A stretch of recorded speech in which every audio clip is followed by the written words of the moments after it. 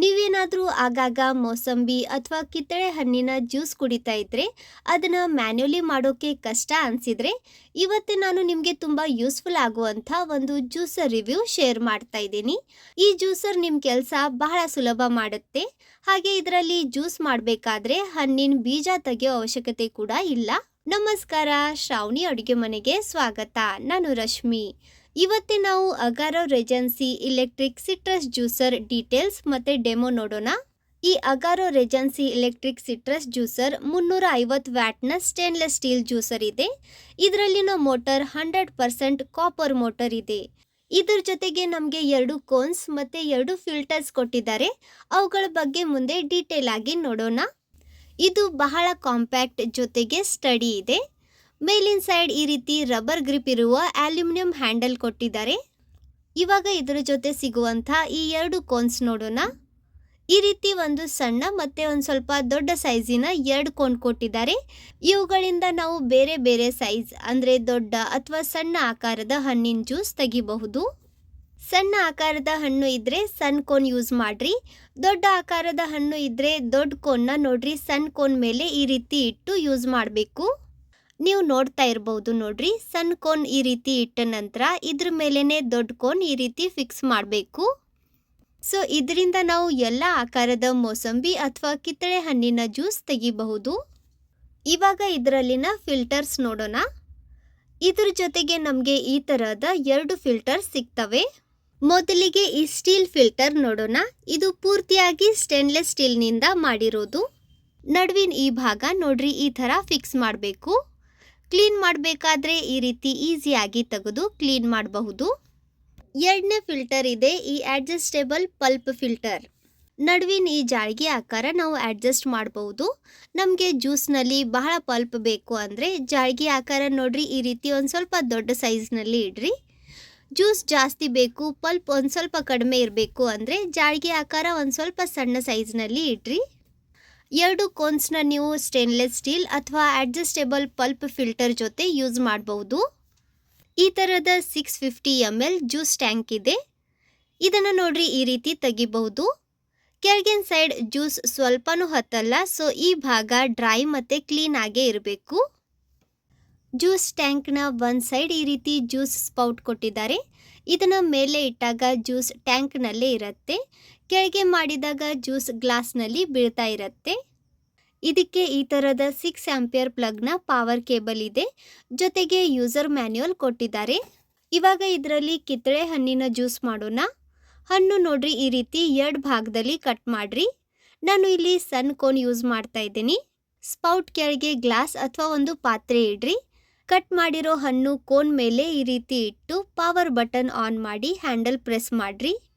Handle press ಮಾಡಿದ ತಕ್ಷಣ ಇದು ಆನ್ ಆಗುತ್ತೆ.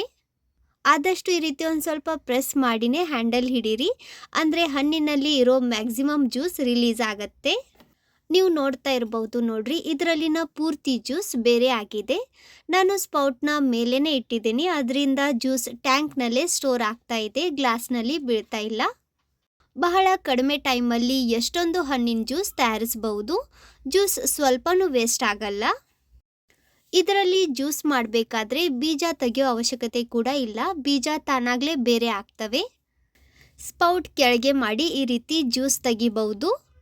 ಸೂಪರ್ ನೋಡ್ರಿ, ಕಿತ್ತಳೆ ಹಣ್ಣಿನ ಫ್ರೆಶ್ ಜ್ಯೂಸ್ ರೆಡಿ ಇದೆ.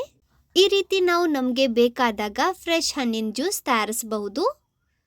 ಇವಾಗ ಇದರಲ್ಲಿ ಮೋಸಂಬಿ ಹಣ್ಣಿನ ಜ್ಯೂಸ್ ಹೇಗೆ ಮಾಡೋದು ಅಂತ ನೋಡೋಣ. ಇದಕ್ಕೆ ಸ್ಟೀಲ್ ಸ್ಟೇನರ್ ಇಡೋಣ.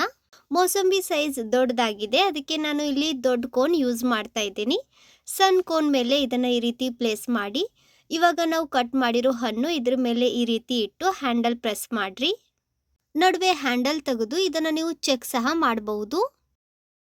ನೋಡ್ರಿ ಈ ರೀತಿ ಜ್ಯೂಸ್ ಇನ್ನೂ ಇದೆ ಅಂತ ಅನಿಸಿದರೆ ಇದನ್ನು ಇನ್ನೊಂದ್ಸತಿ ಈ ರೀತಿ ಇಟ್ಟು ಪ್ರೆಸ್ ಮಾಡಿರಿ. ಪರ್ಫೆಕ್ಟ್. ನೀವು ನೋಡ್ತಾ ಇರ್ಬೋದು ಇದರಲ್ಲಿನ ಪೂರ್ತಿ ಜ್ಯೂಸ್ ಎಕ್ಸ್ಟ್ರಾಕ್ಟ್ ಆಗಿದೆ. ಇದೇ ಥರ ನಾನು ಎಲ್ಲ ಮೋಸಂಬಿ ಹಣ್ಣಿನ ಜ್ಯೂಸ್ ತೆಗಿತಾ ಇದ್ದೀನಿ. ಸ್ಪೌಟ್ ಮೇಲಿನ ಸೈಡ್ ಅಂದರೆ ಕ್ಲೋಸ್ ಇರೋದ್ರಿಂದ ಜ್ಯೂಸ್ ಟ್ಯಾಂಕ್ನಲ್ಲೇ ಕಲೆಕ್ಟ್ ಆಗ್ತಾ ಇದೆ. ನೀವು ಬೇಕಂದರೆ ಇದನ್ನು ಓಪನ್ನೇ ಇಡ್ಬೋದು, ಅಂದರೆ ಜ್ಯೂಸ್ ಡೈರೆಕ್ಟ್ ಆಗಿ ಗ್ಲಾಸ್ನಲ್ಲೇ ಕಲೆಕ್ಟ್ ಆಗುತ್ತೆ. ನೋಡ್ರಿ, ನಮ್ಮ ಮೋಸಂಬಿ ಹಣ್ಣಿನ ಜ್ಯೂಸ್ ರೆಡಿ ಇದೆ. ಇದರಲ್ಲಿ ಯಾವುದೇ ತರಹದ ಆ್ಯಡೆಡ್ ಶುಗರ್ ಇಲ್ಲ, ಪ್ಯೂರ್ ಜ್ಯೂಸ್ ಇದೆ. ಇದರಲ್ಲಿ ನಾವು ನಿಂಬೆ ಹಣ್ಣಿನ ರಸ ಕೂಡ ತೆಗಿಬಹುದು. ನಿಂಬೆ ಹಣ್ಣು ಈ ರೀತಿ ಕಟ್ ಮಾಡಿ ಸಣ್ಣ ಕೋನ್ ಯೂಸ್ ಮಾಡಿ ಈ ರೀತಿ ಇದ್ರ ಜ್ಯೂಸ್ ತೆಗೀರಿ. ನಿಂಬೆ ಹಣ್ಣಿನ ಜ್ಯೂಸ್ ಕೂಡ ಬಹಳ ಚೆನ್ನಾಗಿ ಬರುತ್ತೆ ಕಡಿಮೆ ವೇಸ್ಟೇಜಲ್ಲಿ. ನೋಡ್ರಿ, ಕೇವಲ ಒಂದೇ ಒಂದು ನಿಂಬೆ ಹಣ್ಣಿನಿಂದ ಎಷ್ಟೊಂದು ರಸ ಬಂದಿದೆ. ಇದನ್ನ ಹೇಗೆ ಕ್ಲೀನ್ ಮಾಡೋದು ಅಂತ ನೋಡೋಣ. ಈ ಜ್ಯೂಸ್ ಟ್ಯಾಂಕ್ ಈ ರೀತಿ ಪೂರ್ತಿ ಸೆಪ್ರೇಟ್ ಆಗುತ್ತೆ. ಇದನ್ನ ತೆಗೆದು ಒಂದೊಂದು ಪಾರ್ಟ್ನ ಈ ರೀತಿ ಕ್ಲೀನ್ ಮಾಡಬೇಕು. ದೊಡ್ಡ ಸೈಜ್ ಇರೋದ್ರಿಂದ ಇವನ್ನ ನಾವು ಬಹಳ ಈಸಿಯಾಗಿ ಕ್ಲೀನ್ ಮಾಡಬಹುದು. ನೋಡ್ರಿ, ಈ ರೀತಿ ಈ ಪಲ್ಪ್ ಫಿಲ್ಟರ್ನ ನಾವು ಈ ರೀತಿ ಸೆಪ್ರೇಟ್ ಮಾಡಬಹುದು. ಸೊ ಇದನ್ನ ಈ ರೀತಿ ಸೆಪ್ರೇಟ್ ಮಾಡಿನೇ ಕ್ಲೀನ್ ಮಾಡ್ರಿ, ಅಂದ್ರೆ ಚೆನ್ನಾಗಿ ಕ್ಲೀನ್ ಆಗತ್ತೆ. ನಂತರ ತಿರ್ಗಾ ಈ ರೀತಿ ಮತ್ತೆ ಫಿಕ್ಸ್ ಮಾಡ್ರಿ. ಜ್ಯೂಸ್ ಟ್ಯಾಂಕ್ ಕೂಡ ಇದೇ ರೀತಿ ಬಹಳ ಈಸಿಯಾಗಿ ಕ್ಲೀನ್ ಮಾಡಬಹುದು. ಹ್ಯಾಂಡಲ್ನಲ್ಲಿನ ಈ ಪಾರ್ಟ್ ಈ ರೀತಿ ತೆಗೆದು ಕ್ಲೀನ್ ಮಾಡಬಹುದು. ಜ್ಯೂಸರ್ನಲ್ಲಿನ ಈ ಒಳಗಿನ ಭಾಗ ಡ್ರೈ ಆಗೇ ಇರುತ್ತೆ. ಇದನ್ನ ಒಣ ಬಟ್ಟೆಯಿಂದ ಕ್ಲೀನ್ ಆಗಿ ಒರೆಸಿ ತಗೋರಿ. ಜ್ಯೂಸರ್ನ ಯೂಸ್ ಮಾಡೋಕ್ಕಿಂತ ಮುಂಚೆ ಎಲ್ಲ ಪಾರ್ಟ್ಸ್ನ ತೊಳೆದು ಚೆನ್ನಾಗಿ ಒರೆಸಿ ಯೂಸ್ ಮಾಡ್ರಿ. ಹ್ಯಾಂಡಲ್ನಲ್ಲಿ ಇರುವ ಈ ಪಾರ್ಟ್ ನೋಡ್ರಿ ಈ ಥರ ಫಿಕ್ಸ್ ಮಾಡಬೇಕು. ಈ Agaro Regency electric citrus juicer link ಡಿಸ್ಕ್ರಿಪ್ಷನ್ನಲ್ಲಿ ಕೊಟ್ಟಿರ್ತೀನಿ. ವಿಡಿಯೋ ಯೂಸ್ಫುಲ್ ಅನಿಸಿದರೆ ಲೈಕ್ ಮಾಡಿ, ಶ್ರಾವಣಿ ಅಡುಗೆ ಮನೆಗೆ ಸಬ್ಸ್ಕ್ರೈಬ್ ಮಾಡಿರಿ. ಭೇಟಿಯಾಗೋಣ ಇದೇ ಥರದ ಮತ್ತೊಂದು ಹೊಸ ಯೂಸ್ಫುಲ್ ವಿಡಿಯೋ ಜೊತೆ. ಅಲ್ಲಿವರೆಗೂ ಬಾಯ್ ಫ್ರೆಂಡ್ಸ್.